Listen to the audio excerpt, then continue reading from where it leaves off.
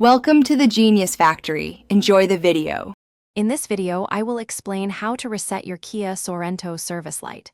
First, turn your vehicle's ignition to the on position, but do not start the engine. Next, find the mode button on your steering wheel. You'll need to press this button repeatedly to cycle through the different display screens until you find the correct menu.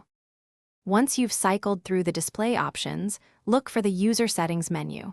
Use the navigation buttons, usually on your steering wheel, to scroll down and select Service Interval.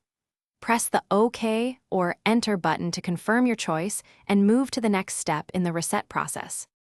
Now that you are in the Service Interval menu, you will see an option to Reset.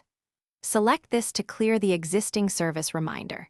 You can also adjust the service interval settings here, allowing you to customize the mileage or time for your next maintenance alert, ensuring it aligns with your personal schedule. After selecting Reset, confirm your action to complete the service light reset.